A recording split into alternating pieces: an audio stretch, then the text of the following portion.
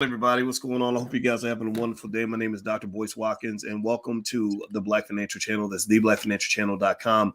Now, I want to ask everybody as you come in the chat, if anybody has ever thought about investing in Forex. Have you ever looked at the Forex market and kind of wondered, how does that work? What's going on? Are they making money? What they doing over there? Well, if you have wondered about Forex, then you should know about our guest. The guest today is a good brother by the name of Courtney Logan. Courtney Logan Esquire, meaning he is a lawyer, correct? Is that accurate? Yep. Okay. Absolutely. And he's also a Forex trading expert. We partnered with him in the Black Business School, and he's a super sharp brother. How you doing today, Courtney? I'm doing great, man. I'm happy to be here. Super excited. Thanks All for the right. opportunity. Yeah, brother. Well, I'm glad you're here. Thank you for joining us. And I also want to say hello to everybody in the audience. She Love Money. There's somebody here with a name She Love Money. So I love that. She's gonna be paying attention. We got the real Dana Dane in here. We got Everett Moore, Ty Thomas. I tell you, these are social media names or something else. Shout out your city. Shout out the city that you're from. So my brother Courtney, if I'm not mistaken, you said you live in a part of Illinois right next to St. Louis. Is that correct? I'm in Southern Illinois. It's a little town called Swansea, Illinois. I'm about maybe 15 minutes from downtown St. Louis, Missouri. Oh, okay, nice. Shout out to St. Louis and surrounding areas. Yeah, I had a track coach, a real cool track coach, a white guy who coached us. Yeah, he coached us for like a month, but I remember he was from Southern Illinois University. You ran him off? You know what happened there? I didn't run him off, but I do remember I appreciated the attention that he gave me to help me with my track career, and I had a real shitty, like crappy, like senior year. I pulled my hamstring. Oh wow! And I had planned to have this big season. He had been with me in the weight room, like one-on-one. I loved it, man. I was ready, and pulled my hamstring, and I lost my spot on the relay team, right? And another guy beat me out, and the guy that beat me out was like a guy I couldn't stand. Like I had fought this dude before, and I could beat him with my eyes closed, but with my hamstring injury, I couldn't beat him, and I was so depressed. It was like some guy taking your girlfriend or something, man. So I was sitting there, and I was like, I had my head down in my lap, and I'm kind of depressed. And the guy said, "Boys," he said, "all this is temporary. You know, this sports stuff ain't gonna matter." He said, "Look, you got a college scholarship, you got a great future." And then he pointed to another guy who was like the star of the team, and he said, "Look," look over there." He said, "That guy, he can't even read. You know, he's barely made. This is going to be the best time of his life. Like it'll never get better for him." Right. And so I thought about that guy. Literally, I ran into the star of the track team 13 years later, and his life was so bad. I'll just say this: it was so bad. Like I'm talking about baby mama problems, like money problems. Worked at a fast food restaurant. That type of disrespect, but that's what it was. It was so bad that I felt embarrassed to even tell him anything about my life. Like it got to where he's telling me a long list of problems he had, and he's like, "So how you been, man?" I'm like, nothing, chilling. I'm doing all right." I didn't say nothing. Yeah. What do you say? They say it again. It's like, what do you say? Yeah. So anyway, I said that long story to say. See, that's what happens. Like you triggered me with Southern Illinois, and it led to that consciousness, which circles back though to yourself. Tell us about your story, man. You went to law school. How'd that happen? Was an interesting, process. I'll tell you that. So, I'm originally from East St. Louis, Illinois. That's kind of where, my upbringing is. Tell people I'm from the bottom of the barrel where the drugs got mixed. My mom was a drug addict. Dad was an alcoholic. Brothers were drug dealers. Been through foster care. One of my brothers was murdered in 1999. So I kind of understand what it means to be in the hood. Some people say they're from the hood, but I've lived that experience. And but school was my refuge growing up. It was I just grew this affinity for school, but more importantly, school kept me safe. It was a place that I could go, that I knew I was going to be protected. Nothing was going to happen to me. So I just got more and more involved in school. And it was my way of fighting back from the outside environment in which I didn't want to be in. So I got involved in everything, and I was on a track team and drama club and debate. I did everything that I could do in order to keep me active and not in the streets and out in the hood. That's exactly what I did. So that kind of led me to undergrad. I thought I wanted to go into computer science, to be quite honest. That's what I knew I wanted to do. One of my older brothers, one of my stepbrothers, he was a computer scientist. He had went off to TSU and, got his degree, and I saw him traveling. He would come home on breaks, and I was like, man, that sounds real cool. Maybe I do the computer thing. But I got the undergrad, and I was like, I don't like programming. I didn't like programming. I didn't like programming at all, but I took an argumentative communication class, and that kind of launched me into a debate career that was very successful. Won 4 national debate championships. I went to McKendree University here in Southern Illinois as well. And that was just a natural progression of law, right? Like it's you already argue effectively, you got the critical thinking skills. Why not go to law school, right? Like if you're not going to politics, why not go to law school, or not going into political science or something, upper level like that? Why not go to law school? So I end up going to law school. So that's how the law happened. It wasn't my plan, but it just kind of organically happened. Well, you know what's funny, man, is I think it's so crazy how you could tell that story, right? And I want y'all to pay attention. This man's such a badass that he just was able to skirt through the fact that he's a 4-time national debate champion. I mean, that I tell you, to be the 1-time city champion would be a big deal, right? National. Oh, did you say 4-time national debate champion? Yeah, we won 4 championships in my undergrad, and I won a national moot court competition when I was in law school. So I just, like I said, the stars kind of aligned for me along the way. I've been really, really good at identifying what my gifts are and focusing my energies and efforts on accentuating my gifts and finding places to put my gifts in order for me to shine. And I was already good at arguing and communicating, and so law made sense. So the moot court competition makes sense, and becoming a trial attorney after law school made sense because it was always me, effectuating and just working my gift, and that's how I got here. Wow, man. Well, I'm impressed. I think 3 things that stood out to me about your story is, one, surviving the hood and surviving what you were dropped into. That right there is a miracle. I hate drugs. I just I don't mess with it. It's not because it's not a game to me, because I've seen my daddy went to prison for drugs.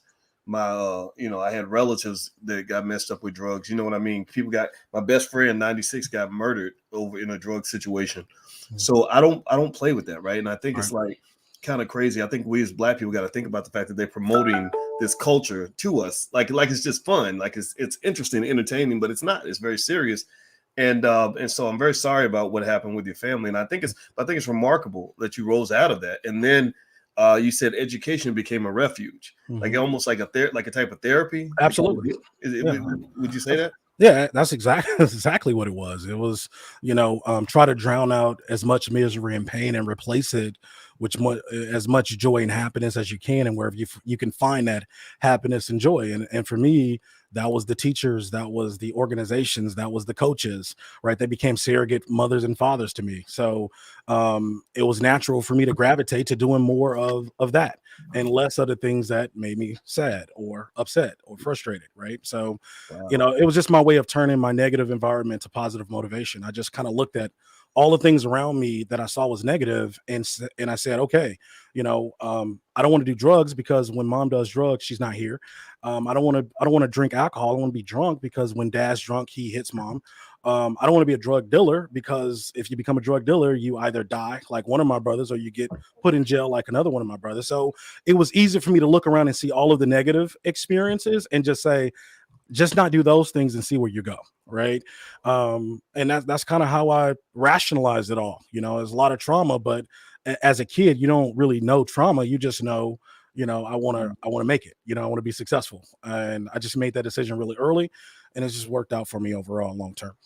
Wow, man, that's extraordinary. So it sounds like you did what our most extraordinary people do, which is you took your pain and turned it into a superpower.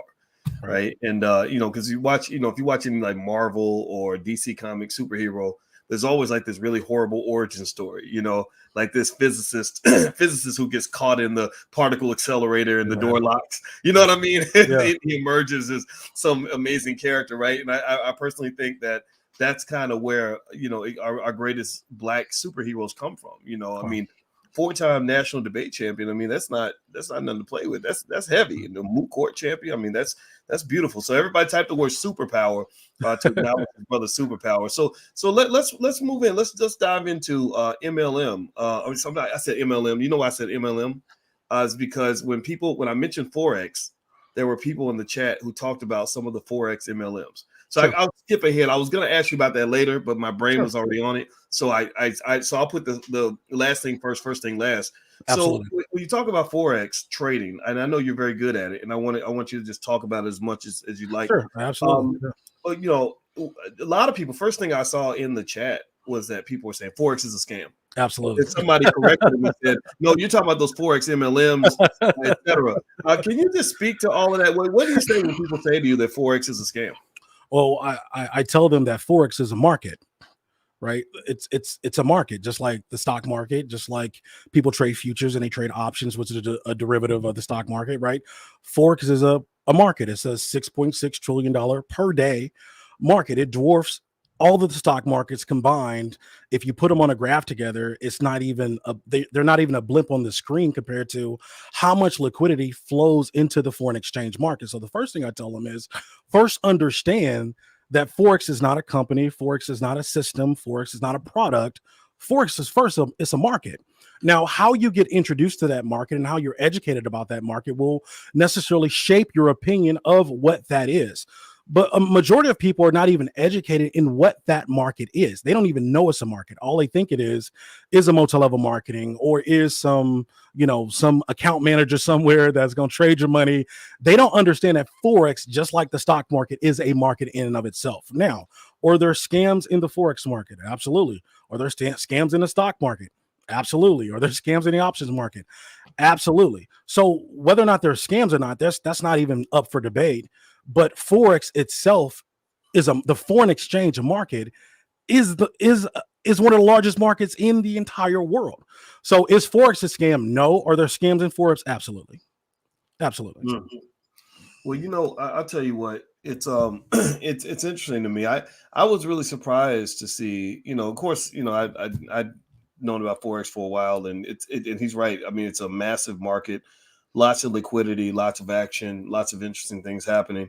And I was really surprised when I saw how many MLMs grew out of Forex. It's just random. It was weird to me. Sure. I mean, have you been confronted with any of that? I mean, I started an MLM company. Really? That's how I even found out about it. So let's journey, because everybody wants to know the MLM story, and they want to understand the multi-level marketing companies and their interactions and all that stuff. So let's talk about it.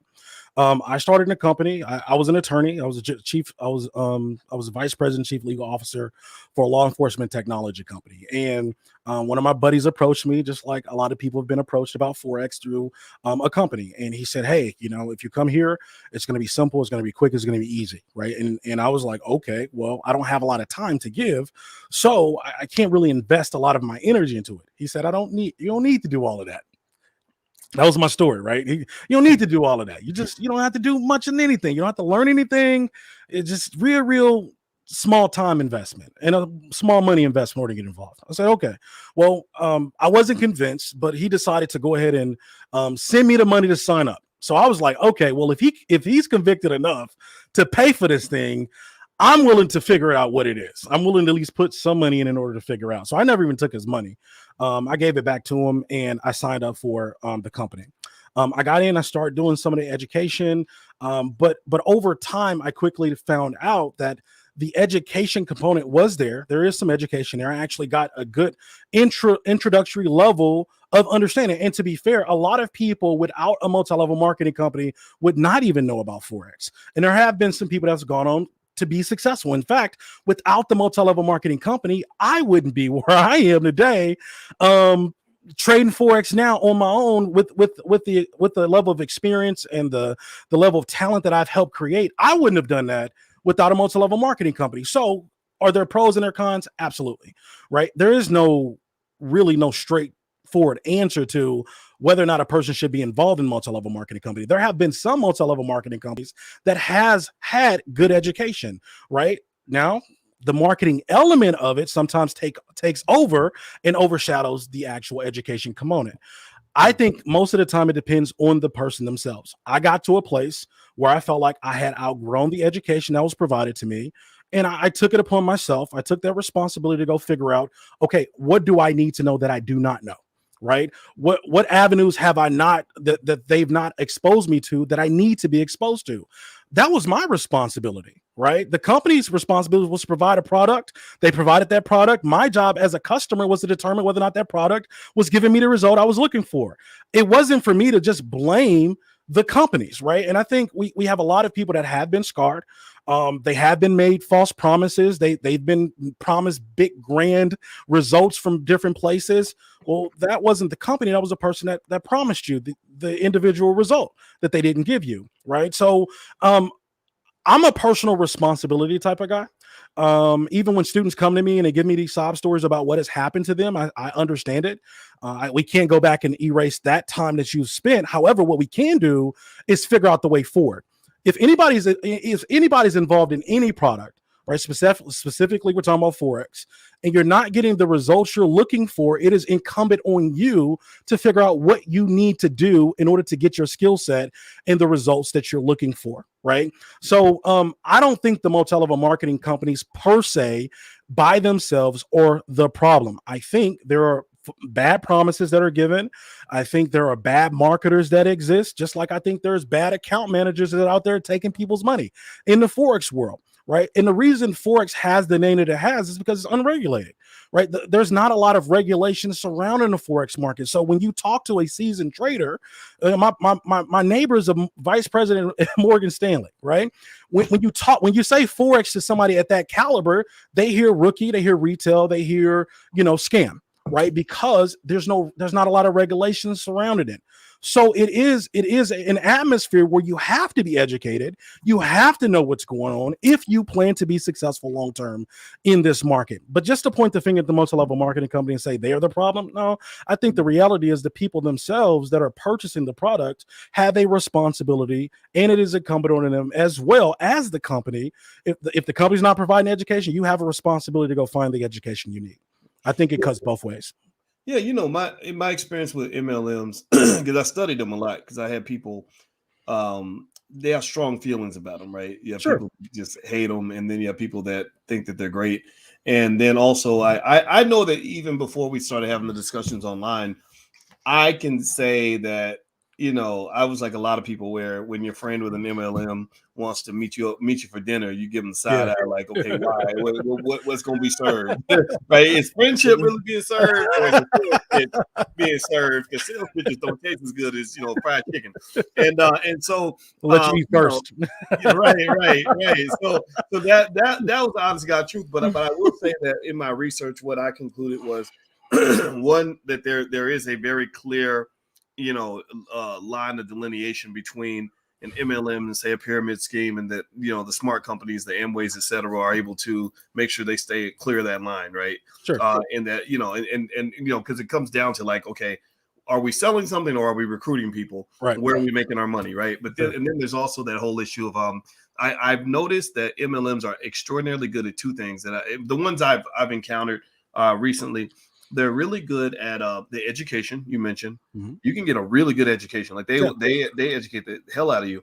And then two, they're too good at sales, right? And when I say that, I mean, it's like, okay, I would see times where it's like, okay, you're not really selling a customer to buy the product. You're selling me to sign up.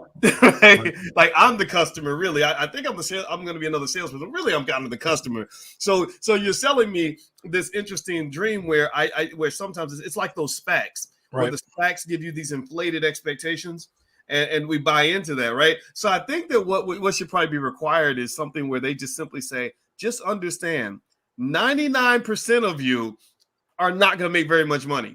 Like, I think if they lay it out like that just in the beginning, because I think that's where you get the bitterness, is that you do have these people that make tons and tons of money, but then you have those individuals, a large percentage that don't get anywhere, and they walk away kind of mad, right? Because you kind of pour it into. But then if you really think about it, all of capitalism could be described almost like an MLM, because you look in the United States, the 1% are controlling half the country.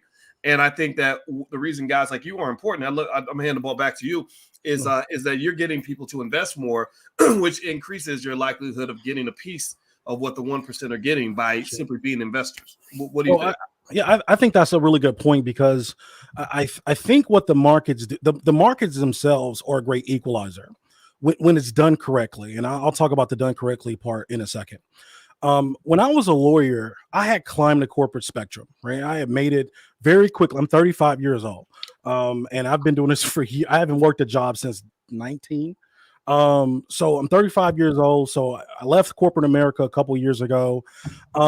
Because I truly realized that while I had climbed the corporate ladder, I had done everything I needed to do for Courtney and Courtney's family.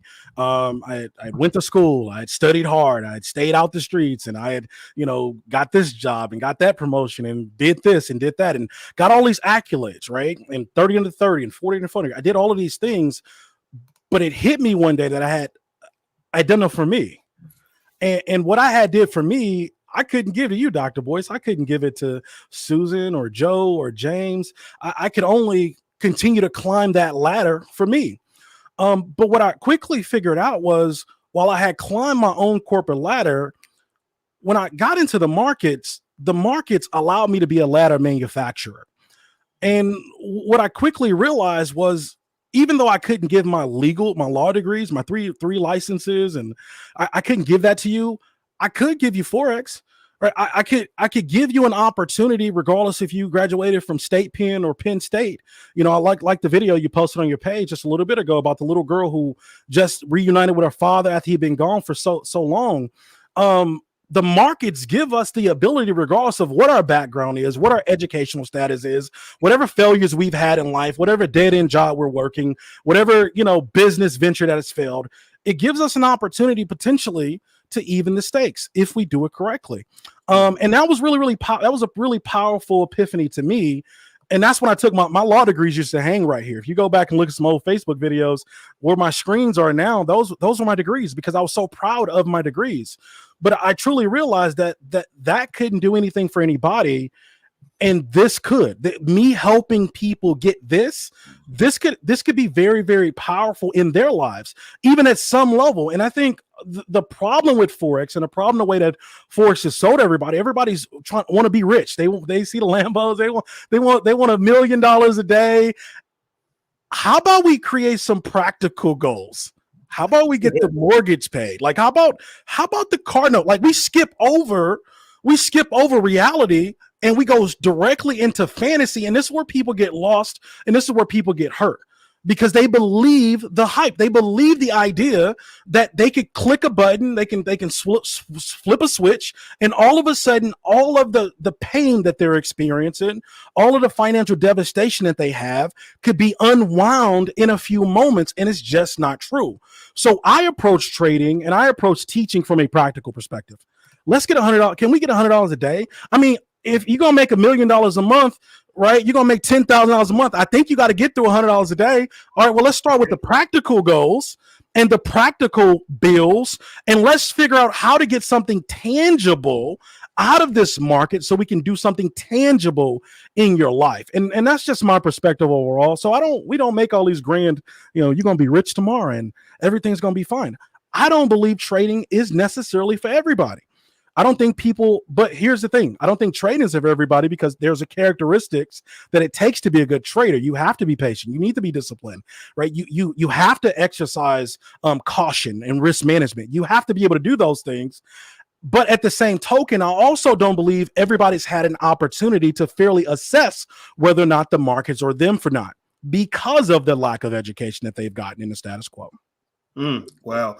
Everybody, I'm speaking to Courtney Logan. Courtney is a Forex expert and attorney. And by the way, Corey is doing a free event in the Black Business School this Friday, which is an intro to Forex. He's going to break some things down for you. If you have an interest, you can just go to boycewatkins.com. Just go to the top. The link is there where you can join and join the event. And it's Friday. It's free. So feel free to just go to my website, and the link is right there at the very top. And Courtney is our special guest for this month. And I'll tell you what, you can hear his story. He's a smart guy. He's a cool dude, and he knows a lot of stuff. So I'm really excited that he's joined the Black Business School family and that we're partnering together. So let me let's jump into that then. I think that with trading is interesting, right? It's trading is different, a little bit different from investing, typically, right? Yes. It's like, I think about it like dating, right? There's the marriage, the long-term relationship, there's the hookup, and then there might even, there might be, cuffing season, but you got different, there's layers to it, right? There's layers to to the process, and they all have a place, right? In terms Sure. of, and they fit different personalities in different ways, right? Absolutely. And so with trading, it seems that it's a lot of fun, right? That's what I like. That's what I like about trade. It's just cool to kind of make your move and see the money kind of move around. And it seems to me like you have to. You said something interesting in your last presentation in the Black Business School that I really like, where you said, "I'm not just here to teach you how to win. I'm here to teach you how to lose." Oh, that's the Right? key.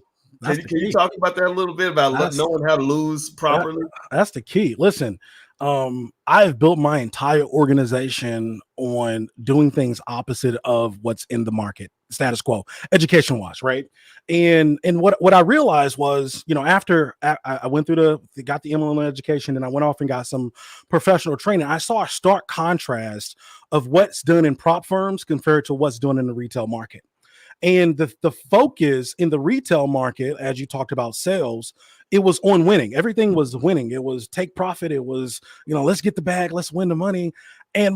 But the firms, it was completely different. It was like, protect my money. Like, if I'm going to give you money to trade, like, protect my money. It wasn't about winning the money. It was about first protect my money. And I thought those were two divergent concepts. Like, how in the world do we have firms that are managing millions and millions of dollars of capital, and they're focused, they're turned completely a separate and different way from the retail space, where people are promising them hopes, dreams, fantasies, mansions, everything, and their conversations are completely different. Well, who are we to believe? Well, I'm going to believe the seasoned traders. I'm going to believe the firms that has the capital, that's been doing it for years, right? I'm not going to believe the guy who potentially could be somebody, who's been doing it for 3 months, right? Yeah. So I took that rationale, and I that's what I approached my training by. I didn't create this stuff, right? There's nothing new under the sun. I just went and gathered it from the professionals, right? They taught me, and I'm bringing it back to teach the people that want to learn a better perspective and a better way to be consistently profitable. That's all I'm doing. And their perspective was, the focus on winning is wrong. If we focus on losing and we protect our capital, place capital preservation above everything else, before profits and before everything else, we put losses first. That means we will always have our eye on our downside. Always. We're always looking to see how can we abate our risk. And if we can do that consistently, because losing is inevitable. Everybody's going to lose trades. Any seasoned trader or seasoned vet is going to tell you you're going to lose. Now, the retail public will tell you don't have to lose. They'll tell you they have a 95% winning strategy. They'll tell you they got a bot that's going to do it all for you. You're going to win money every day. But any professional trader that's been doing it any time, they're going to tell you you are going to lose. But what they won't say is that you have to be a loser.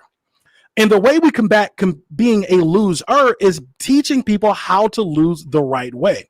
Because if you can lose the right way, and then losing is inevitable, that also means, Dr. Boys, winning is inevitable. If losing is inevitable, winning is inevitable. So my job is to ensure that my traders are around long enough to capitalize on the winning positions, and not only capitalize on them, know what to do with the winning positions so they don't mess those up too. A lot of people win trades. It's not about winning a trade. Like, a lot of people that's been around long enough, they know winning a trade, my daughter can come press the button, she get it on the right time, it goes up, she wins the trade. That's not what we need to do. What we need to do is be consistent in our winning, right? And we need to be consistent in managing our risk so we can be consistently profitable. That's the formula to success. Interesting. Well, and by the way, Courtney Logan, who I'm speaking with, and his event in the Black Business School is this Friday. If you go to boycewatkins.com, it's right there at the top. You can join for free. So feel free to join us. The URL's on the screen. So Courtney, I was, I remember reading somewhere that that a lot of Wall Street firms, when they're looking for traders, one thing that they sometimes recruit are poker players, because they said poker players know how to minimize the losses and maximize the gains. And I understand that. I play a lot of poker, and I guess I'm pretty good. I think I can claim it. I've won some tournaments with like 800 or 900 people, like first place. That 800, 900 people. Yeah. So I play a little Hold'em. Do you? Okay, we get together, but we got to play some Hold'em, man. All right. And I don't get to play so much, but one thing about it is that when it comes to knowing how to lose, again, so you can hold out to get to your wins. It makes me think about one. I think about just in poker, not going what they call it going on tilt, where you're so pissed off that you lost that you become irrational. And we call it revenge trading. Yeah. There you go. See, I think you got a term for it. And then also, when I think about the ability to lose, I think about when the Buddhists. My wife is very Zen and metaphysical, and she told me that the Buddhists, one of the things they believe is, not to summarize because I'm completely ignorant about Buddhism, to be clear with everybody. But one thing she mentioned is that they have a thing where they say you should want nothing. Right, just want nothing, and then you process loss differently than a person who is greedy or hungry or desires everything. Right. So if you just kind of say I'm good no matter what, you could take a loss in a different way. So how do you deal with just losses in general, just as as an experienced trader, and you have a rough day or things aren't going right? What sort of process do you have to kind of deal with that? Sure, I think. Losses should be calculated before you have them, right? Mm-hmm. We should truly understand what the loss will be, how much it will be, to the dollar almost, before we even do it, right? Losses are nothing but a business expense to a seasoned trader. Like they're coming. We know they're coming. It's not a surprise. It's not a shock. We know we're going to have them. However, losing streaks also happen too. And that's when you have to have, I got trigger rules. I got my rules written on my wall. I can't have 4% of drawdown. I can't have, across all of my trades, I can't have a certain number of drawdown. At 3 strikes, I'm out. It's right here. 3 strikes, I'm out. It's up on my wall, right? It on my wall over here. 3 strikes, I'm out, right? So if I lose 3 in a row, I'm done. I can't trade, right? It automatically, I just can't do it. I'm done for the day, right? And for me, what I believe is important is for us to understand that the rules we create for ourselves are not for the market. Right. The rules we create for ourselves are for us, because the reality is the market is ever flowing. Market doesn't need rules. You need rules, right? The trading plan is not for the market. The trading plan is for you. Your entry and exit methodology, that's not for the market. That's for you. That's to govern you, right? Your risk management, as far as what your percentages are that you're trying to win, and your targets and your profit targets, that's for you. That's for you to say, hey, I've done enough. We need to stop now, right? So a lot of these rules that we're talking about and that we're putting in place, that's for you. And most traders have not woken up to the realization that the biggest reason they can't become who they want to be is because of them. They are the ones that are in the way. They are the problem. It's not the strategy. It's not the system. It's not the company. It's not the teacher. It's them. So what I do with my students, the first thing we work on is psychology. We spend a lot of time on psychology because I understand it doesn't matter how many technical analysis tools you have or how much fundamental analysis you know, right? If your life is unorganized, you're going to be unorganized. If you're undisciplined in your life, your trading is going to be, you're going to be undisciplined as a trader, because the market is nothing. It's going to be a mirror right back to you. If you're greedy, you talking about being a poker player. I was a gambler before I started doing this stuff. Can you imagine? The euphoria of just going to the poker room or going to the casino and looking across the table and just seeing all of those chips. That's psychological. They put those chips in front of you for a reason. They are there to let you know this could all be yours. However, they know statistically, if you stay long enough, I'm going to take your money. The market is no different. The market is no different. It's no different. And we get a casino mentality in a never ending. You can win as much as you want in the market. And the problem is, that's the problem. It's true. You could, but it's a paradox. You won't. Wow, that's great. I love that. Yeah, you could, but you won't. You won't. You're not gonna break the casino. Nobody's gonna break the casino. They know that.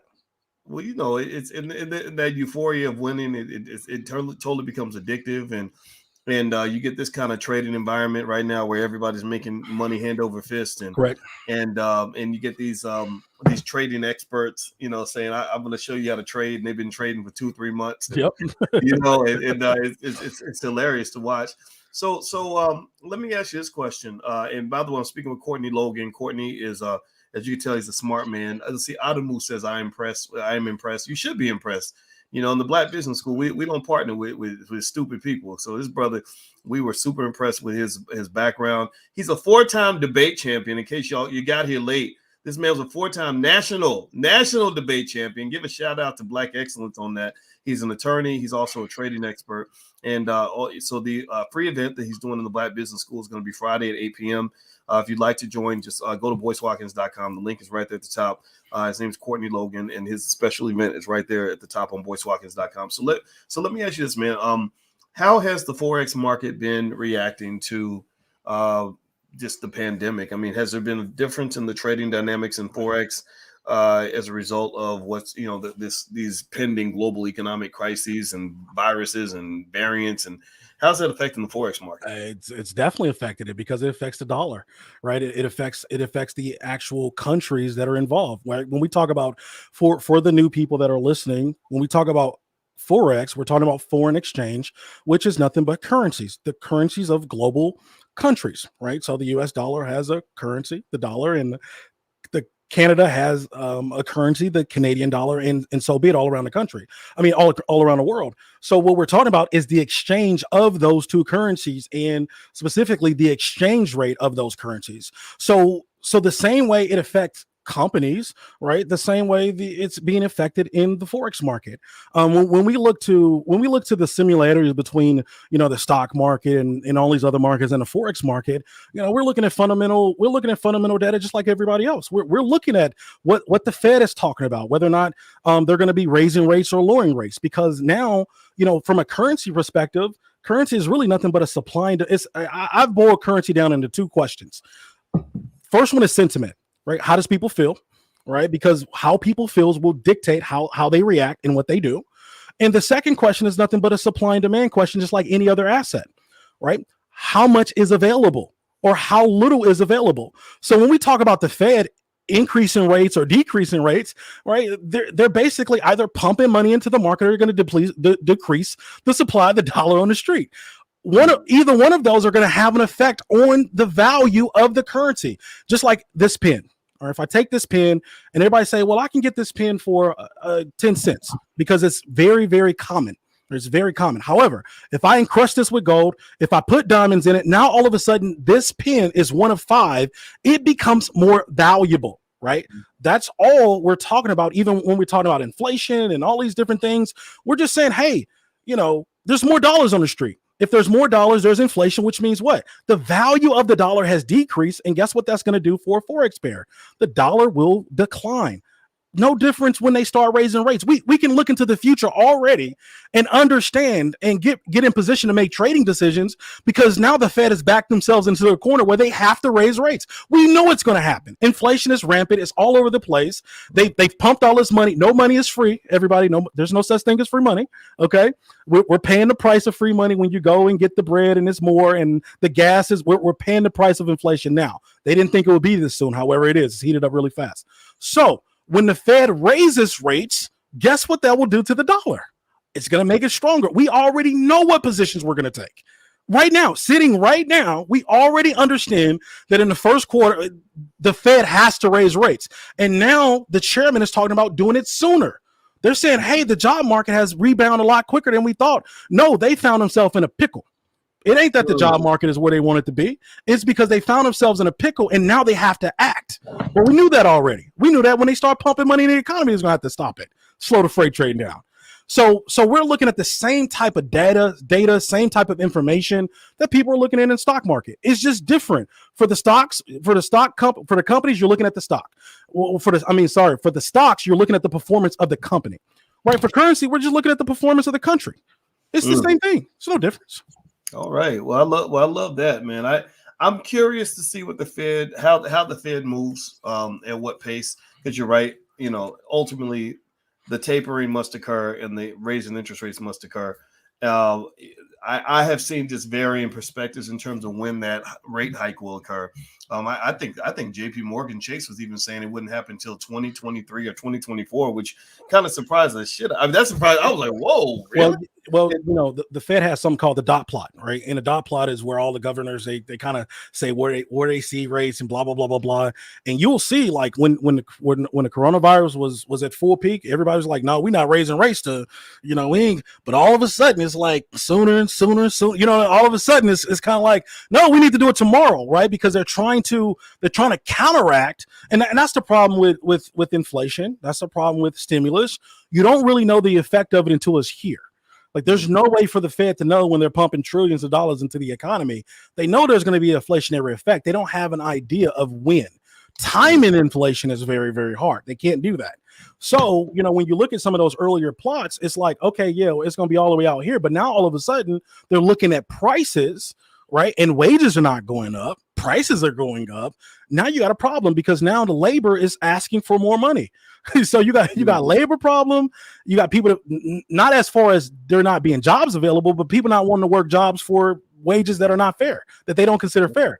So now when you raise rates, the Fed is now they're in trouble because you're going to raise rates, which is going to make cheap money go away. There's not going to be any cheap money anymore for the companies, and the labor is still going to be asking for more money. Well, where's the money going to come from? It's going to come in at expense of who? The end user, the customer. Prices are going to go up. We call it demand. You got demand pull and cost push inflation, right?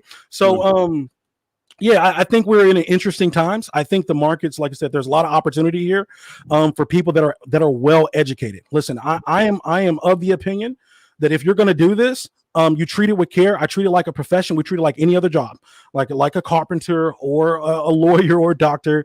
We want to understand what we can understand. I don't believe in being intellectually lazy. Like you don't need all of that. I've heard that so many times, especially when I first started trading. You don't need to know all of that. You don't need to do all this. Like why? You're banking your revenue and all of these hopes and dreams on something you don't want to know about. Well, I want to know about it. That's just my opinion. That's the type of person I'm for. And I know also I don't speak to everybody. I'm not for everybody. And there's companies and there's places out there for everybody else. That's not who I'm for. I'm for the person that truly wants to understand why this market does what it does so they can truly extract the profits that they're looking for consistently. All right. Well, I know you guys are super impressed with this brother. And in case you want to know who we're speaking with, it's Courtney Logan. Courtney Logan is a Forex expert, and he has a lot of great opinions and perspectives on the shape of the economy. I will say, Courtney, I like a lot of what you. I mean, I like everything you said. But I mean, it's like I tell you. I think it is going to be interesting to see how things evolve because I think they might have infected the economy with a virus with a financial STD called stagflation. Yep. I think stagflation is could be on the way where you get a dampened economy and the inflation with it, which it'll be interesting to see how it plays out. Hopefully it'll work out for the best, man. But it's kind of crazy. But anyway, I want to say thank you for your time. This has been a great conversation, brother. And also this Friday at 8 p.m., I want everybody to know Courtney's coming through the Black Business School. All of y'all invited to come for free. You can go to boycewatkins.com. We just put the link there to make it easy for you. Go to boycewatkins.com. Right there at the top, there is a link you can click on where you can come to the free event where Courtney's going to break it down for you. He's going to get you started in Forex and introduce you to this beautiful market. It's highly liquid. There's a lot of action there, and it's a lot of fun. So I look forward to seeing you on Friday, brother, and it was great talking to you. Oh, thanks for having me. I really appreciate it. I'll see you Friday night. For sure. All right, everybody. Well, God bless you guys. It was great talking to everybody. I'm about to go take a shower. Me and my wife just went to work out, so I'm trying to avoid getting the stagflation in this body. trying to do what I can do to stay on top of things. So God bless everybody. Please have a wonderful day. It was wonderful talking to you, and thanks again, my brother. And we'll see you soon. Take care now. Peace.